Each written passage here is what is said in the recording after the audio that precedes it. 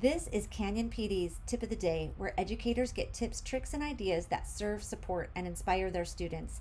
And this is a quick Zoom tutorial. Here you can see that I am in the Zoom app interface. If you don't have it downloaded, don't worry. You can certainly do this from the web browser as well. If you have the join link, you can click the join button and join the Zoom meeting.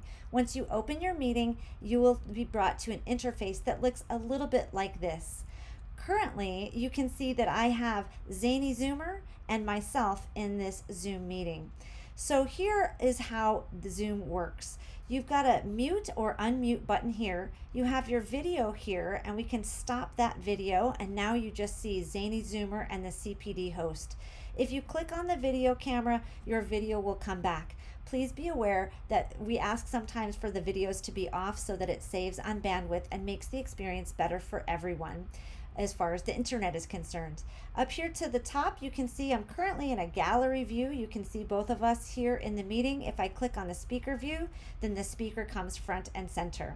We're going to look at the participant tab. If I click on that tab, you can see all of the participants in the meeting.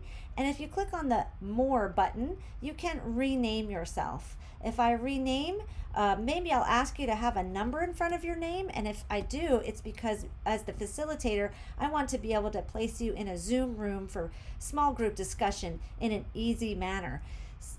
Secondly, I'm going to look at the chat button, and if we click on the chat button, you can see here I've got my participant tab open and also my chat tab.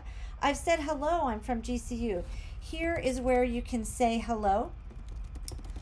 You can type and talk, and this typing and talking allows you to be a part of the meeting without having your video or your audio on. So that's your chat button. And finally, your reactions. You have an applause, you have a thumbs up, and some other fun reactions here. Sometimes we'll ask you to give us a thumbs up, and that way we'll know if you've heard our next directive.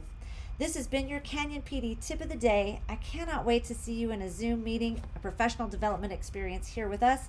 And until next time, continue to empower your students to fulfill their purpose.